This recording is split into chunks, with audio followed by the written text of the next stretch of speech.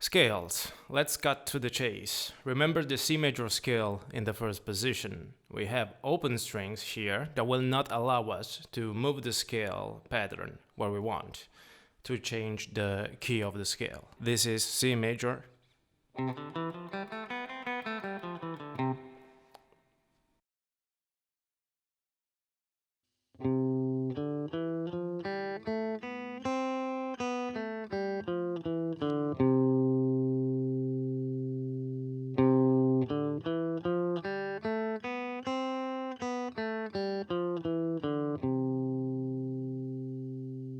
But it is nonetheless very important to learn because we get acquainted with the name of the notes and where they are on the guitar fretboard.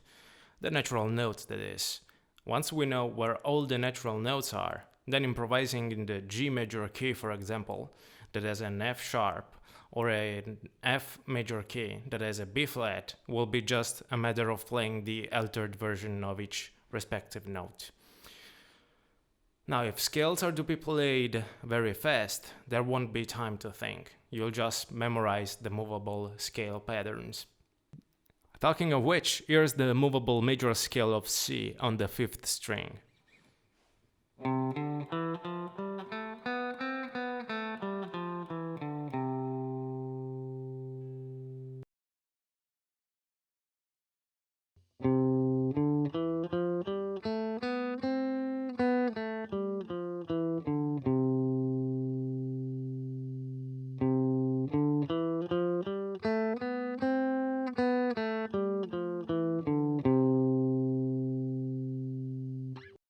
And here it is instead on the 6th string.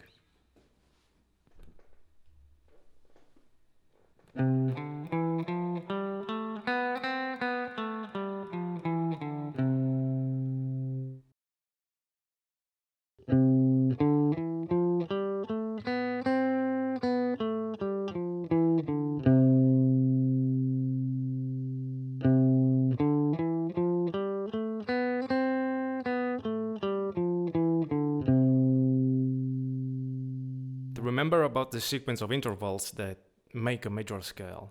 We can play it on a single string. This is C, tone, tone, semitone, tone, tone, tone, semitone. Or one octave higher. This is C, tone, tone, semitone, tone, tone, tone, semitone.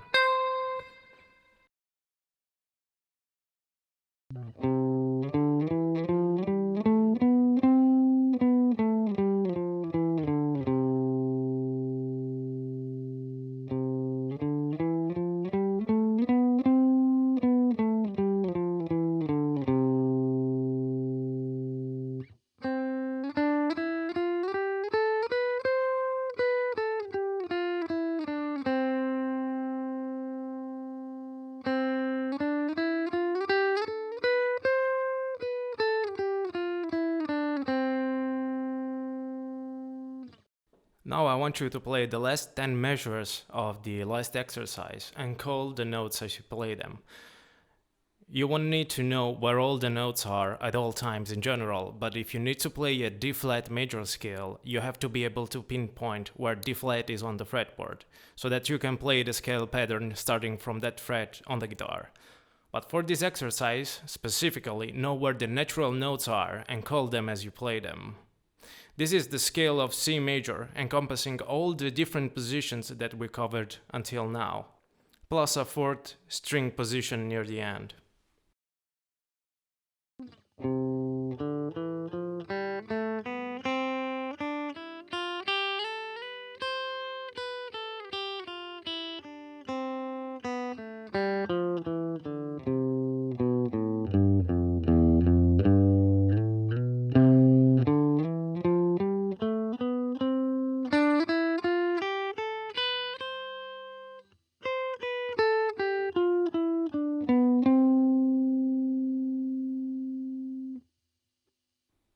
Practice on this exercise for a while, so that when we'll talk about the minor scale in the next video, it will be a piece of cake.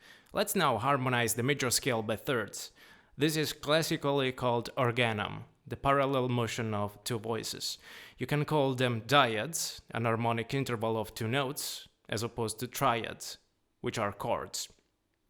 Two notes, interval or dyad. Three notes or more, and you have a chord. Third interval dyads are very common in old school heavy metal, where one guitar played the root and the second one the third.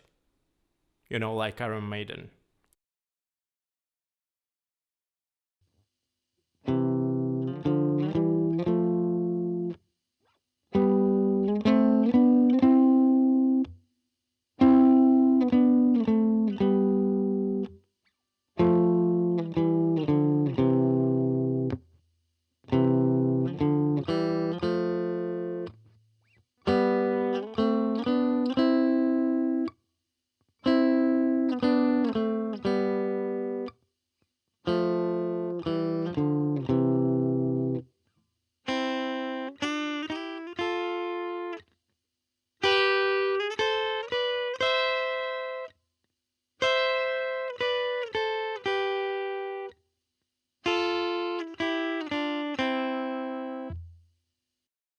A dyad is an interval of any two notes. The most commonly used historically, especially with overdriven guitars, have been, of course, power chords, fifths.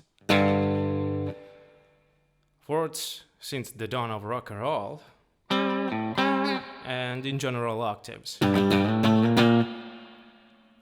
Here's a quick exercise with fourth dyads. You can play them either with one finger, making a little barré, or you can use two fingers. It gives you more control as you can perform stronger vibratos.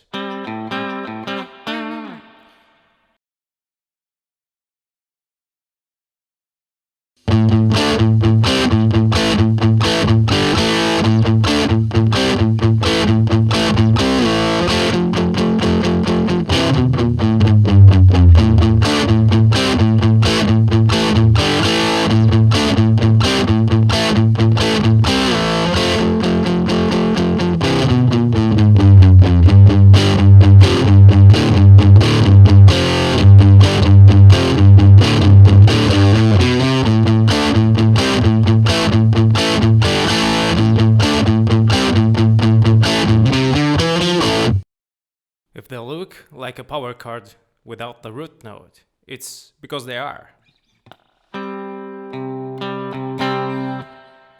And now, for octave dyads, you might have already heard them in songs. It's basically a power chord, but you lift the ring finger so that the string doesn't play. Or place the index finger in such a way that the string in the middle doesn't ring. Now for this next exercise, if you want the notes to have more attack, play only downstrokes. Of course, as the speed increases, you'll necessarily have to play with alternate picking.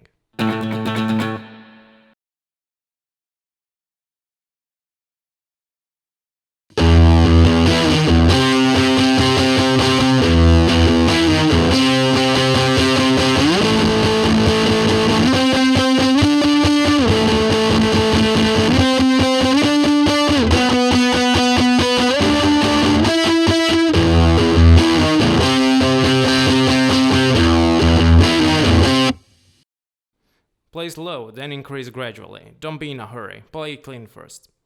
You can mix these third, fourth, octave, fifth dyads with any other interval in the same key. From other keys, you can alternate with notes of the same scale to create riffs with chords to make music. You can also distribute the notes to other instruments like a bass or piano. Lots of options there. As you're starting out, I'd recommend to keep it within the notes of the key of C major or A minor, the natural notes. Jumping from one key to the other, thinking modularly, that comes later. Okay, let's move on to minor scales. This is what I mean by improvising in A minor.